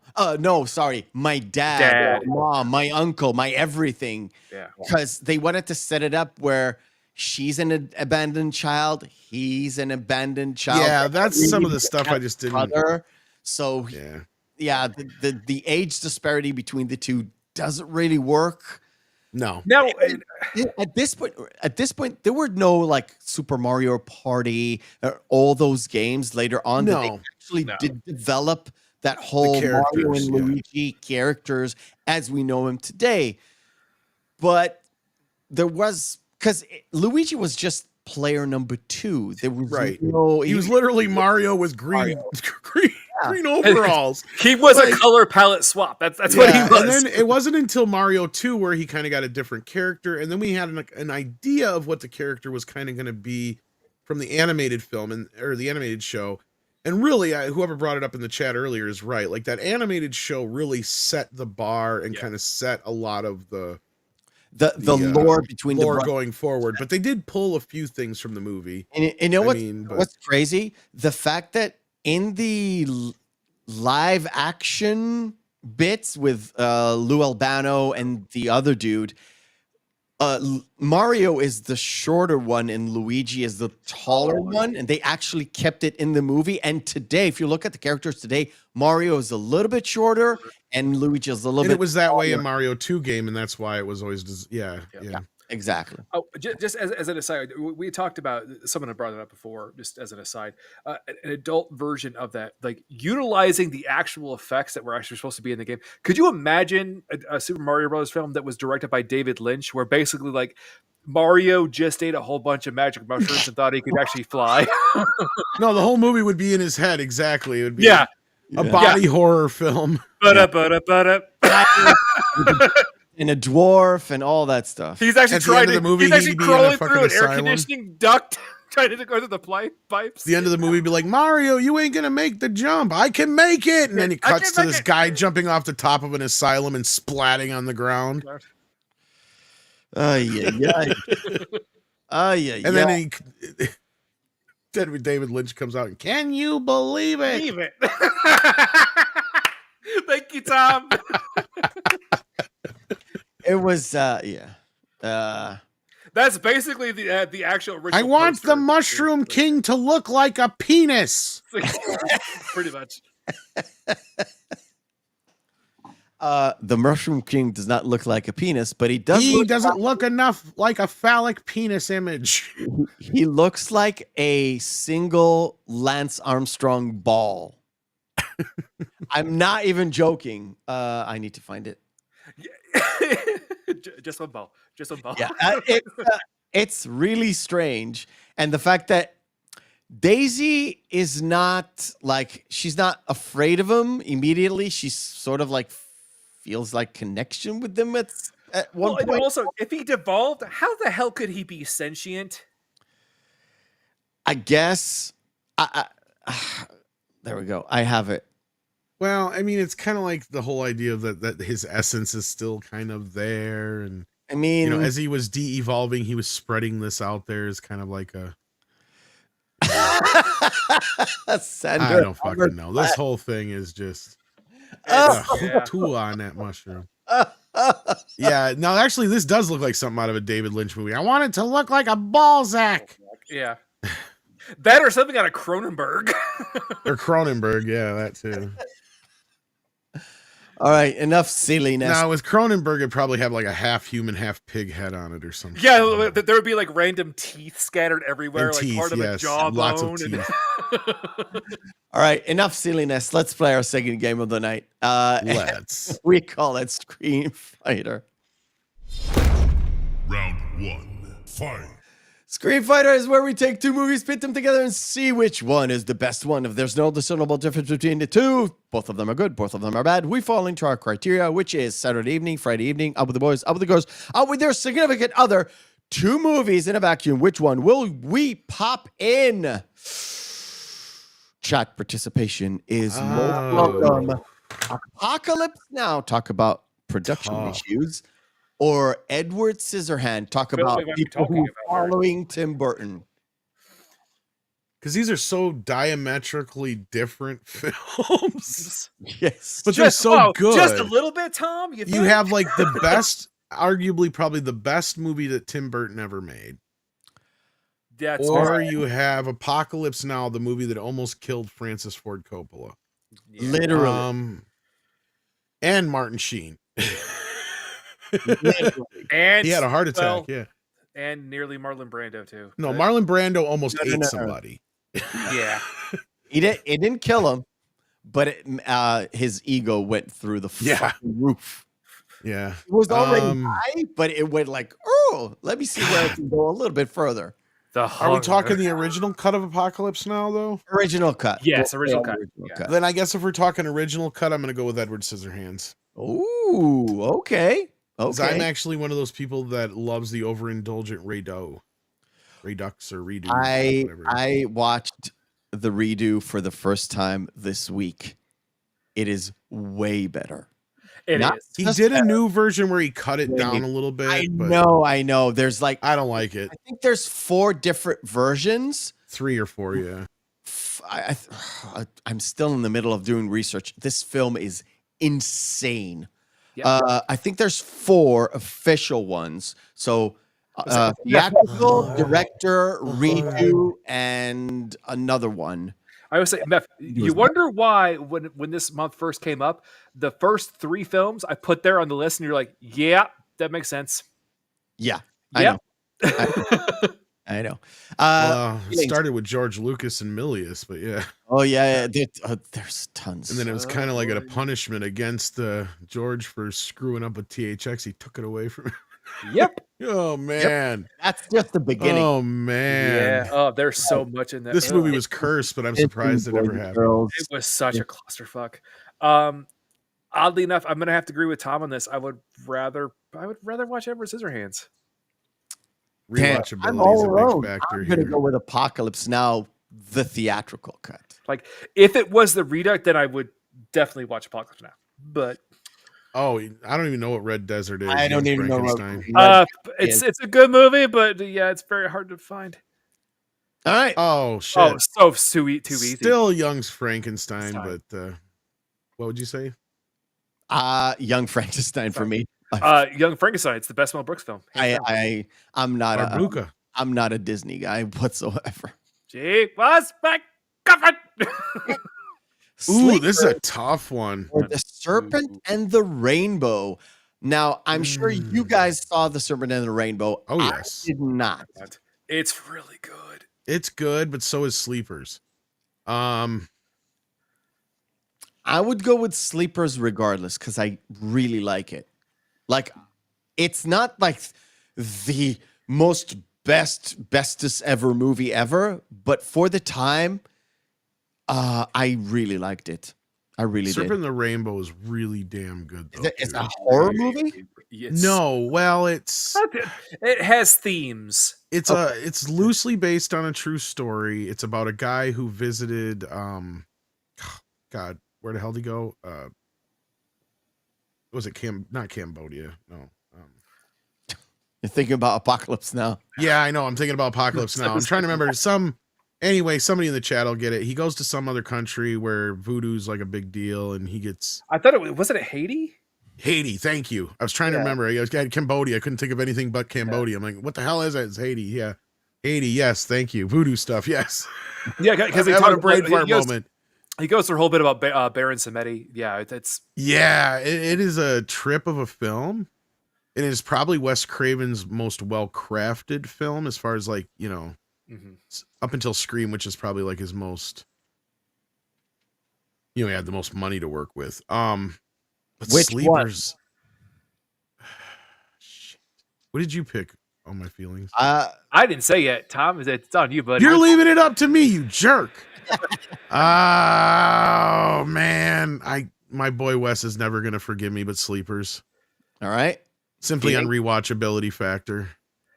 Because that cast in Sleepers is as much as I love amazeballs. The Serpent and the Rainbow, it is a great film, but it's another one of those films where you can watch it once, maybe every Twice, couple of yeah. months, and you're fine with that. It's not a one and done kind of film. Years, in my opinion, but yeah. But It gets you. Sleepers is a film that if it's on, I'll watch it. It's one of those movies that gets under your skin for sure. Yeah. Okay, that's a no. Haven't seen either one of these. Yeah. Okay. Oh, we got Shanghai Noon and the Oh God, this is so easy. The Fly. Easy. Yeah. Yeah. Oh. When Nature Calls. That's the original. Or the Magnificent. No, that's the sequel. That's the sequel. Oh, okay. Oh, well, that's right. Okay. Yeah, but Magnificent Seven is a classic. I mean, even though it's a Seven Samurai ripoff, I don't care. I think because it was done with the Western theme and because the actors involved were really fucking good, yeah, it worked. It still works today. You can put it on and it will still work as a Western today. Ghost Rider or Batman and Robin? I think we know the answer to this one. I know it's Batman. But I just want to say about Magnificent Seven real quick because you'll never forgive me if I don't plug it. But Toxic Tuesday this week is the Magnificent Seven. Great. Awesome. Yes. No, wait, is this the remake or the original? No, the one we just had on screen. Okay. I think everybody knows the answer to this is Ghost Rider, but I'm going to tell you, I have found a little bit of love and respect for Batman and Robin in recent years. I'll tell you what. Hey, DK, is the Ice Age. The Ice Age. Ice Age. It's a hot time when you go down tonight. Hey, all I gotta say is Batman has a credit card that expires never. You know what's funny is there's like a Bat credit card joke in one of the old Filmation cartoons I was watching the other day, and I'm like, you gotta be shitting me. You know what's crazy? I recently had like my credit card was expired, and I got a new credit card. You know what color it is? It's matte black. And it's not about like, it used to be that like black credit cards were like top end. This one is like, we just wanted to make something nice. Cause it's like a don't you wish it said Batman on it? Company rather than just the bank. Yes. Yeah. It also like, so the credit card company just knows who Batman is, right? Then, cause you have to actually like submit a look, and this is my problem with this is everybody gives Batman and Robin so much crap for like the Bat credit card bit, but nobody says shit about when he says, I'll get drive-through. Yeah, that's true. And all the shit that people complain about in Batman and Robin is in Batman Forever. You just don't pay attention to it because it's a better film. I don't like Batman Forever. There's bat nipples in Batman Forever as well. Yes, there are. Yes, there are completely. I totally pressed Ghost Rider for no reason. No, it's all right. No, we all knew it was the answer. Oh, you dirty sons of beans. This is a fucking tough one. Well, I got to go with Jaws just because it's my favorite movie of all time, unfortunately. So okay, it's up to you, gentlemen. And I genuinely found new ways to like Fear and Loathing in Las Vegas. You're welcome. It is a masterpiece. I'm not gonna lie, but I mean, Jaws is my favorite film ever. So I didn't like it initially. I liked Johnny Depp in it, but the movie at the time was so crazy to me. And this is the era where I actually did like crazy movies. This was just over the top. Having to dive into it, rewatch it, and learn about it just made me appreciate it in a whole different way. I'm with what have you missed gaming? What you may have missed gaming. This is evil for you to do this to us. Because Jaws is my favorite film, so I have to go with Jaws. I can't even not. And I quote both films almost daily, right? Like it's always backcountry. Yeah. This is backcountry. Are you crazy? We can't stop here. I'm gonna pick Jaws. Tom, you don't know this about me, but I really don't like disaster movies or kaiju type movies. Jaws is a little bit different from that because it's not really like a big monster thing, but it is a monster movie. I'm gonna pick Jaws. It's just in a way, Jaws itself is almost like a thriller horror in a way. Well, it also has several sub levels to it too as well. Like, yes, it works on this massive level where 100 billion people went to see it because it is a disaster movie meets a monster movie, right? Yes. Well, Yes. and also What it also has is this level of all these three men battling their own inner monsters. true. Yeah, I was gonna say also a commentary about the ineffectuality of local government. Tom. And well, like I say, if you want to really get into that crap, like that's a whole nother subject. But yeah. Yeah, I was gonna say that mine would have been Fear and Loathing in Las Vegas, just because I've read the book countless times, and meth, like, you're welcome, by the way. Yeah. Thank you. That's why I love you. 21 Oh. Jump Street or Jurassic Park. Now, had this been 21 Jump Street, it would be an easier one. Mm, Then Go would ahead. have to go with 22 Jump Street, just because I can't remember the name of the actress. Jillian, I can't remember her last name, has one of the best bits in that entire movie, because one of the characters keeps coming around to like, how old are you? Are you like 35? I didn't initially like the whole like 21 Jump Street, 22 Jump Street thing. They're fun popcorn movies.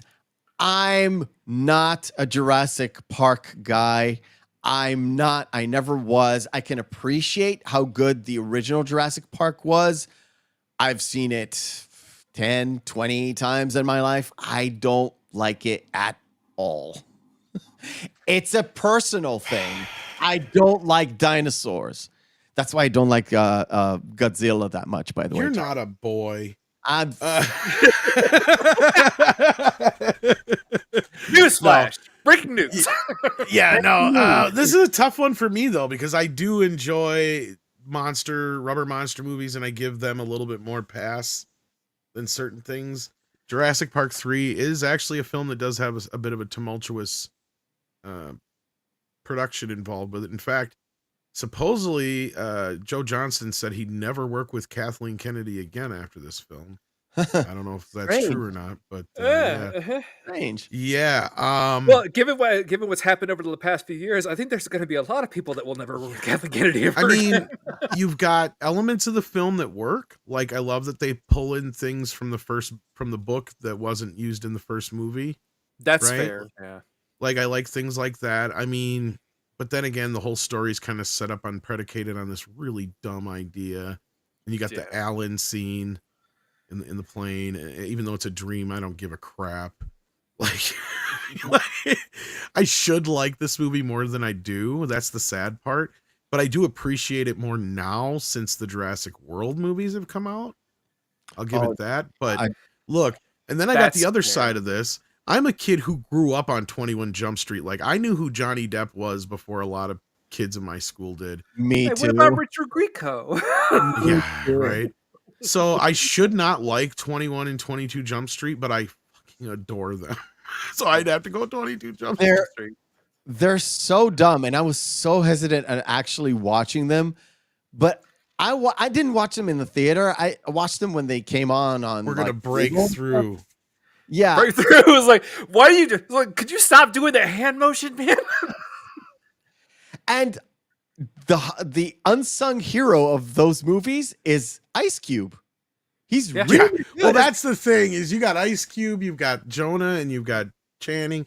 And the bit at the end of the first movie is the first one. Oh yeah, saved it for me when Johnny Depp shows up, and it's and like, okay, Richard Grieco. They're and both Richard Grieco and all that crap. Like, I mean, I liked the cameos. That's what kind of got to me, and I'm like, okay, because you go back and you look at the show, and I grew up watching it, like I said, and I've watched it in recent years, and it's like it's a batshit crazy show. Oh yeah, it's the same thing that reminds me of the obvious the Steve Buscemi meme. Hello, fellow teens. Speaking of batshit crazy, back to Mario Brothers. Yeah. What else is there to say? What else? We'll sum up. I guess there's the. I guess there's the aftermath. I mean, let's be real. I mean, that's kind of what led us to the point where Nintendo had not made a movie again in 30 years, right? Yeah, like they're like, no, we're not gonna do this ever again. And I think I didn't mention this before, but the major backer of this entire movie and what led to some of the rewrites, so bringing in Ed Solomon to do these sort of family-friendly scenes. And I think I know why this happened. I think I know where you're going with this. The main backer of this is Hollywood Pictures, which is a Disney company. Yep. The company that was supposed to be Touchstone, but there was some sort of argument between Eisner and Katzenberg and Geffen or whatever, so they made Hollywood Pictures, which is that company. Had something to do with our ratings, I think, and all this business. But yeah, at the end of the day, they had Touchstone and they had Hollywood Pictures over there, and this was released as a Hollywood picture at the time. And whatever the original producers light movies or light entertainment. Anyway, Roland Joffe and his partner, one of the things they got criticized on from the top brass was like, okay, so the movie bombed, fine. There's always home video, merch. They couldn't sell the merch. There was merch ready, but they couldn't sell it or they couldn't earn money off of it because of their deal with Nintendo. Nintendo didn't really make any money on it either. That's the sad part. Like, I mean, this stuff was like, you know, how we joke about the Star Wars stuff being sent straight to Ollie's or Dollar General or whatever here. Like, it wasn't long before, at the time, we had liquidator stores, which were the equivalent to those. Like, I wish I had picked up a full set of Mario Brother figures. I'm sure I had Mario and Luigi at the time, but I don't have them anymore. Yeah. It's all about, and I think in one of the interviews I've said, when you're doing a movie like this, you're basically measured not in the box office per se, but how much you can move plastic, which was like oversimplifying it, but it's actually true because TMNT was selling like hotcakes. The movie did good, but it wasn't like it was all the action figures just. It went berserk. And Tom, you've got a few of those, or over the years you've got a few of those, and you said it on one of the Midnight Edge. Yeah, exactly. one of the Midnight's Edge things before the recent movie came out, that it's not about what you do in the box office, what you can just push out in terms of merch. And when you have this mega IP, because in the Nintendo world, it's still a big IP that could have moved a lot of it, a lot of merch, but didn't. I think again, had it been more of a kid-friendly film, it would have done significantly better at the box office. Timing, I think, was a lot of it too. Timing as well. But also, I was going to say there was a bit of like people did want to see it, I think, but it was a disappointment of it. Not for kids. You were going to say basically. I went to see it in the theater. I was very disappointed. I was very, very, very disappointed because, again, I had a console which was a replica SNES or whatever it was, and I played, I think it's the first 2 Mario cartridges that I had. Again, it was all like a knockoff. So I didn't have any attachment to the Mario story, but I did like the fact that, they're actually trying to make something out of it. And the story was like, I did get it at the time. I didn't get the whole dimensions thing and all that when I was a kid. It seemed so convoluted. When they did go down to the portal, they did go through something that looked like a pipe. And as a kid, I was like, why aren't they going down? Why aren't there enough sounds from the game? Yeah. Right? That they could have used easily. They've already licensed the script. Why didn't they license the music? There was no Super Mario music, which the only time you hear the theme is in the intro of the movie, and that's it. Yeah, I know. It's a bit dumb because they could have incorporated that into the score, which was done by Alan Silvestri, one of my favorite composers of all time. And I was like, he was attached to this? God, he was so fucking annoyed probably. Or he just did it as a His joke. score is fine. It's just it doesn't evoke anything Mario Brothers. No. Exactly. He didn't incorporate the theme. Maybe just use this theme and just do a riff on I it. mean, back then I know things were a little bit more complicated, or the studios were less likely to want to pay for certain things. But as we pointed out, the theme was in the intro, so it's not like they didn't already pay for it once. Yeah. But Yeah, for some reason they didn't want it in as part of. Yeah, I don't understand that. That makes no sense to me. yeah. Maybe you can because the inspiration for the darker story was TMNT from 1990 and Secret of Views partially, and Batman. Maybe they wanted something a little bit darker from the score itself rather than the upbeat, because the Super Well, the Mario score actually was the way it's scored. If it actually seems like it was there to lighten it up. See, that's the Yeah. thing you got to understand is the way the movie was shot compared to where it was edited is like they're trying to make a completely different movie in the editing bay than what we got shot. So like they did everything they could to lighten this thing up. The music is like Mickey Mouse Disney music. I mean, it's a decent enough score for the film, but that's what it's there for, is to lighten it up and make it feel like, especially watch like that opening bit when they're doing the whole car, the van breaking down bit. It's like literally some like music right out of Space Jam or something. yes, whatever. I know exactly what you're talking about, and it just falls flat because they're plumbers. It says Super Mario Brothers. Everything is there. All the elements are there, but because of incessive rewrites and people having different takes, and the directors simply did not have any capacity to actually do any sort of creative control over this. Plus, you have to run everything by Nintendo, where some of the things they did want to do in terms of going a little bit more dark, and some of the things they didn't approve of, which is a bit of a dichotomy between the two. Some of the because they didn't have a strong voice. That's the problem. They didn't have. You don't even have to have been a Mario fan to have made a good movie out of this. What you needed is somebody like a Richard Donner. You needed him to come in and go, Yeah. every kid knows who Mario is. So what are the main things about Mario that make Mario Mario, and let's go from there. Kind of like what he did with Superman, because Mario was in the same place Superman the movie was when that came out. Is like nobody was taking this seriously. Nobody wanted to be a part of it. Like, you even listened to the interviews with Bob Hoskins at the time. He's even saying stuff like, I didn't understand it. I go up to see this little guy just jumping on the screen, and I'm like, I'm supposed to be that guy? You know, it's like, Yeah. nobody understood this shit. Nintendo, like, what? You know, like, what is this?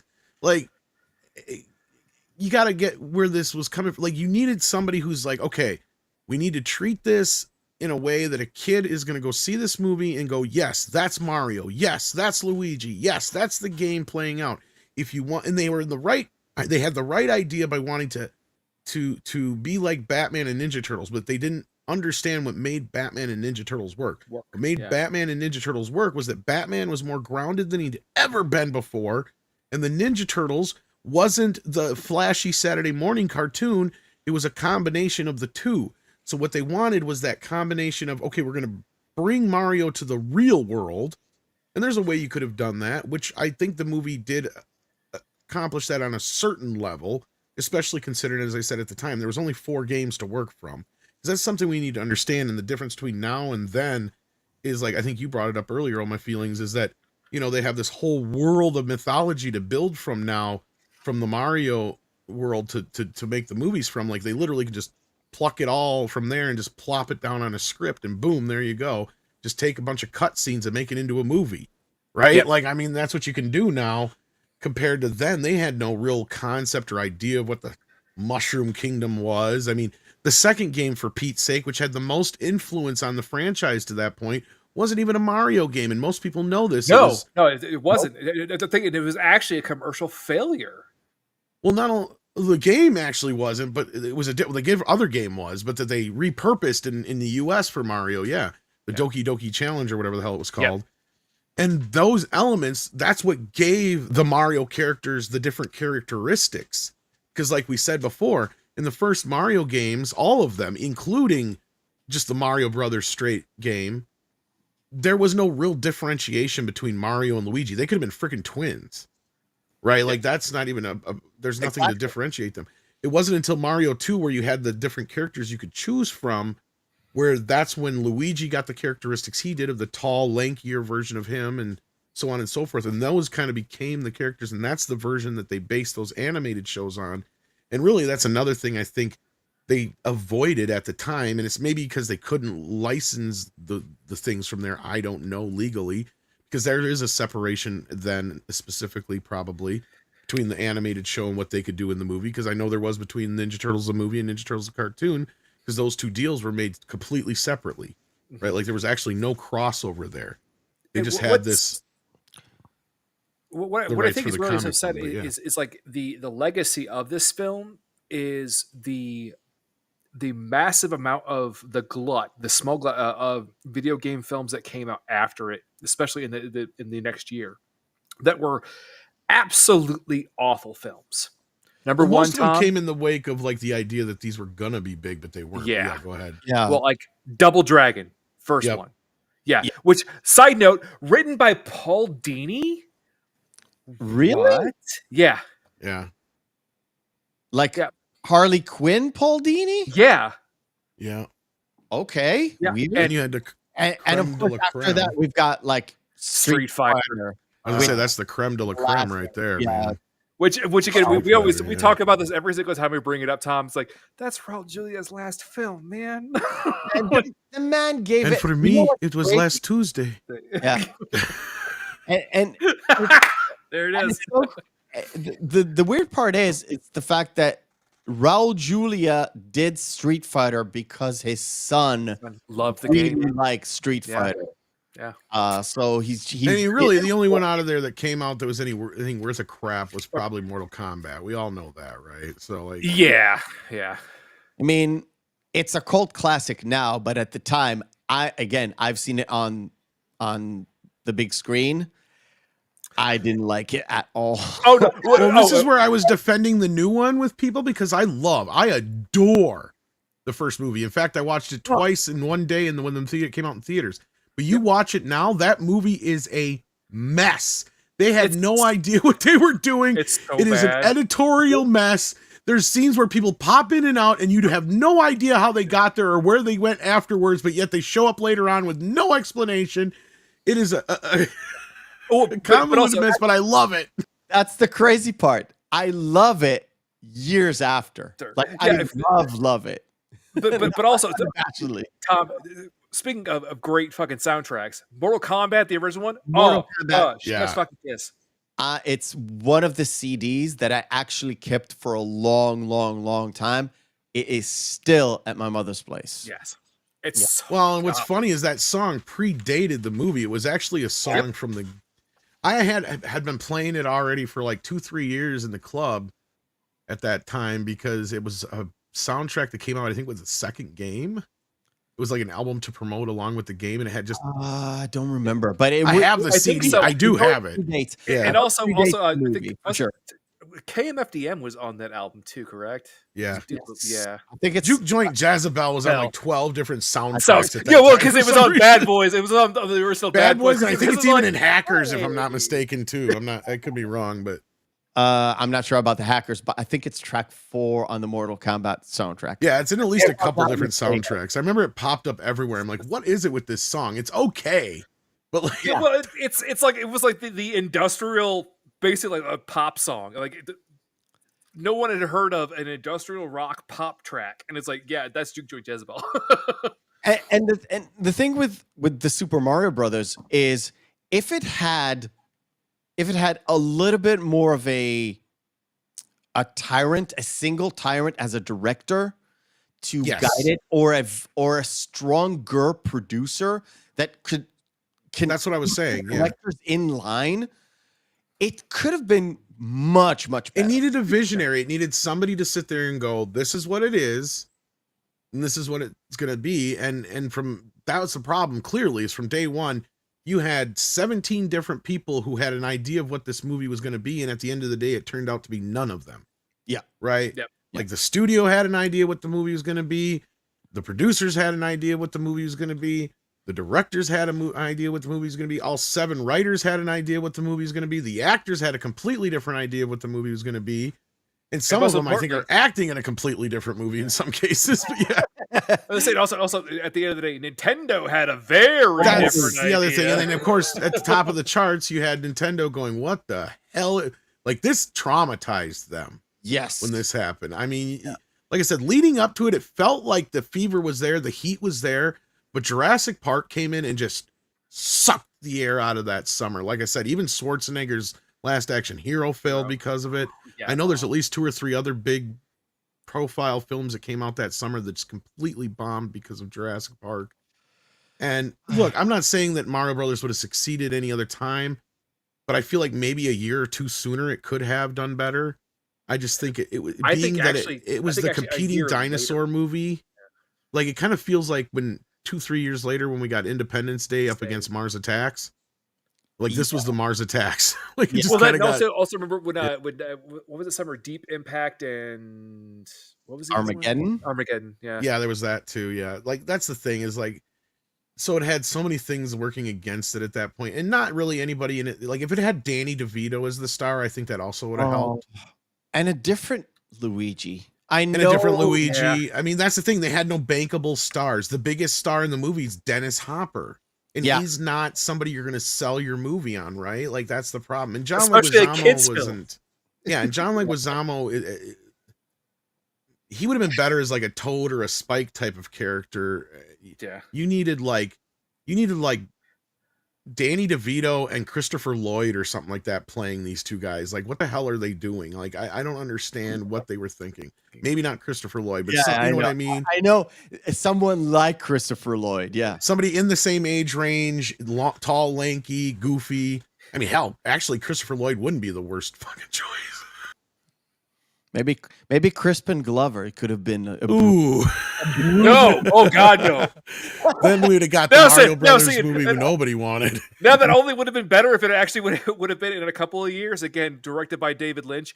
You have Nicolas Cage as Mario Luigi. and Crispin Glover as Luigi. This is like Actually, Nicolas Cage as Luigi wouldn't have been bad either, though. All right. Before we go completely off the rails, it's time to say goodbye. Thank you for joining us, Tom. Yeah, I loved it. It was always fun to get to hang out with you guys. I wish Andre was here to give us. Me too. I feel bad he tried, and Evie Mux is just not his friend for some reason. Not his friend, but thank you, Andre. Thank you, Tom. And thank you on my feelings because you suggested it and it fell on Borderlands. And It's just like, don't think enough people seen Borderlands this weekend for us to do any sort of comparison. But diving a little bit into Borderlands, it has a lot of the same issues. yes. A lot of the same issues when it comes to rewrites, over rewrites, reshoots, all that stuff. It is damn shame.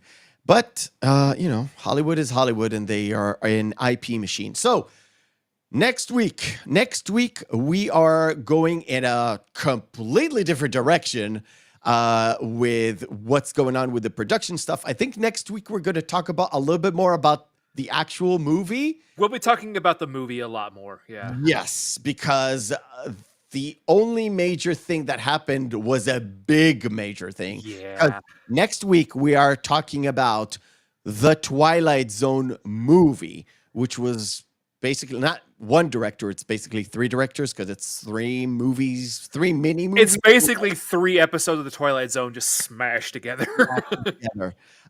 So go watch. This is your chance to go watch Twilight Zone, the movie, and come back to us, and we're going to discuss it. I don't think we have a guest, but you never know. Until next week, ladies and gentlemen. Oh, by the way, we are going to raid with everybody here to Pop Culture Minefield. I don't remember what they're doing. I think they're doing the French Connection or the Conversation. One of them with Gene Hackman.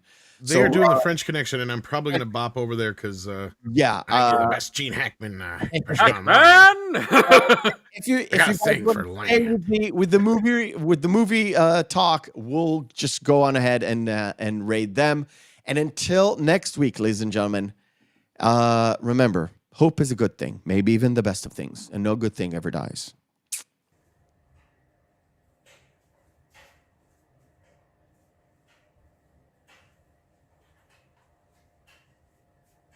You're still here? It's over. Go home.